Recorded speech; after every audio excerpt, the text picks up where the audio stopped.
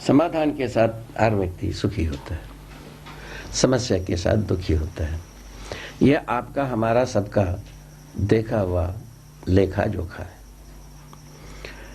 समाधान के जीना ही है समझदारी का मतलब। ये बनता समझने वाला वस्तु जीवन है। वो भी जीवन कहा, मानव शरीर को चलाता हुआ माने जीवन।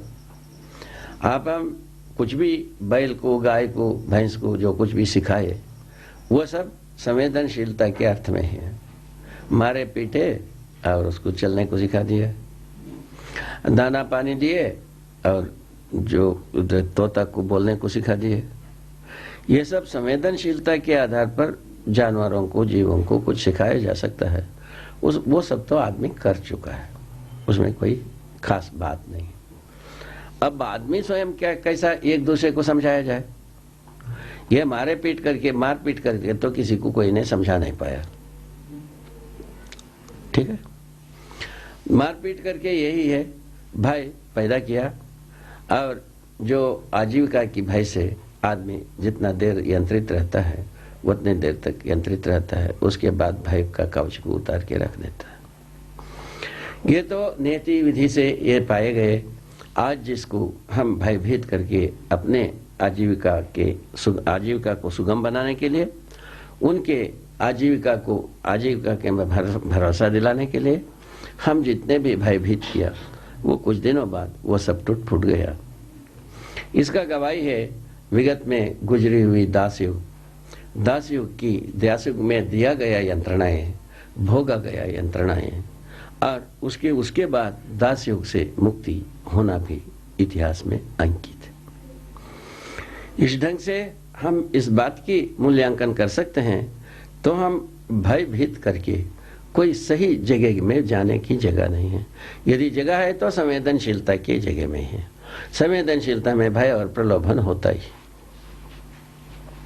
भय और प्रलोभन के आधार पर ही हम अभी जितने भी राष्ट्र कहते हैं, जितने भी धर्म कहते हैं, जितने भी प्रौद्योगिकी व्यवस्था कहते हैं, ये व्यापार संस्था कहते हैं, ये सभी का सभी भय और प्रलोभन को केंद्र में रख करके अपने को व्यवस्था देने की दावा करते हैं, जबकि ना भय व्यवस्था होता है ना प्रलोभन व्यवस्था होता है।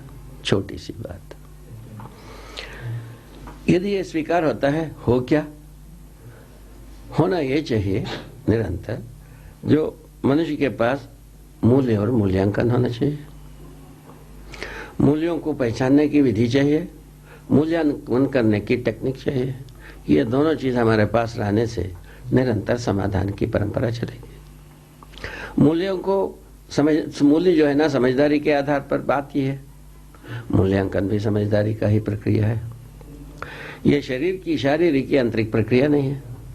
अभी विज्ञान का जोर जुलूम यही है, सभी को यांत्रिक होना चाहिए, ये भावुक नहीं होना चाहिए। ठीक, तो यांत्रिक होना चाहिए, भावुक नहीं होना चाहिए।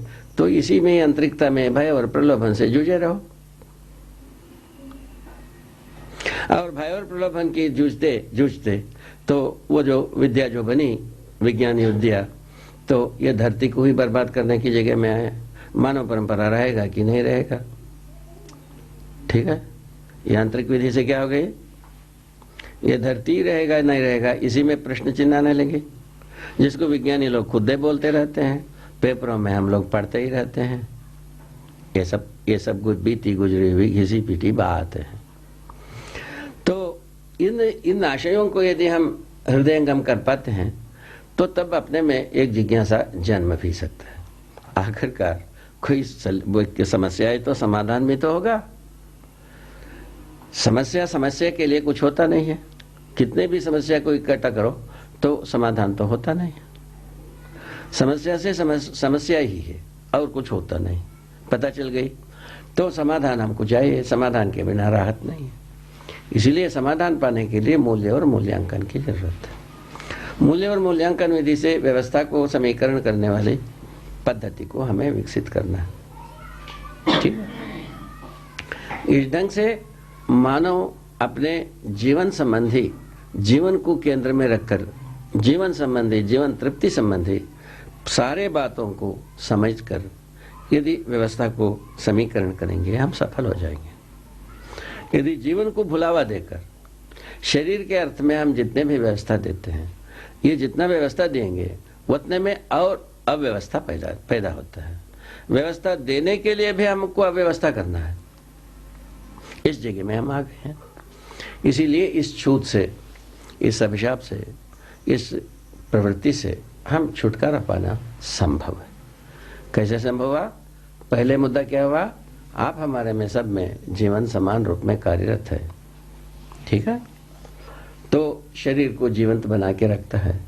फलस्वरूप ठंडा, गर्मी, अच्छा, बुरा, ये सब हाथ, पैर, कान, नाक से हम पहचानते हैं और जो अच्छा को स्वीकारते हैं, अब बुरा को बहिष्कृत कर देते हैं। ये सब करते हैं, यही किया जा सकता है और कुछ किया भी नहीं जा सकता। इतना तो करे आए हैं। अब होना चाहिए क्या? अच्छा होगा कैसा? अच्छा होने का प्रमाण क्या है? इस जगह में आना है। अच्छा लगने से अच्छा होता नहीं है, ये तो बात होगी, हो ही गया। क्योंकि ठंडे अच्छा लगता है, सदा ठंडे में रहो, ऐसा होता नहीं है। गर्मी अच्छा लगता है, गर्मी में सदा पड़े रहो, ऐसा भी होता नहीं, ठीक है? तो कोई भी ऐसा शरीर की कृति नहीं है जो सतत बनाए रखो, ऐसा होता नहीं, बारंबार बदलना ही। इस आधार पर मनुष्य को ये सद्बुद्धि की आवश्यकता है। हम जीवन के आधार पर हर बात को निर्णय लेने की एक सद्बुद्धि की आवश्यकता है। जीवन सब में है, समान है, और जीवंत मनुष्य में और जीवन का ताकत समान है। कैसे? शक्ति और बल के रूप में। जीवन शक्ति और जीवन बल दोनों अक्षय है, ये कभी मिटने वाला नहीं है। निरंतर शक्ति बल बहता ही रहता है, ये घटना ही नहीं है तो फिर क्या तकलीफ है? तो कैसा घटता नहीं है? क्योंकि इसमें कोई परिणति होना नहीं है। जीवन परमाणु में जो शक्ति है वो उतना बराबर बरकरार रहता ही है, कितना बल है वो उतना बल बरकरार रहता ही है। इसी का नाम है अक्षय शक्ति, अक्षय बल। तो ये दो शब्द से क्या मतलब है? मतलब ये है शक्ति गति के रूप में प्रमाणित है और स्थिति में बल प्रमाणित है। इसका गवाही हर मनुष्य है। मनुष्य अपने को मेरा होना स्वीकारता है, मेरा होना ना स्वीकारता है ऐसा कोई मनुष्य मिलता नहीं है।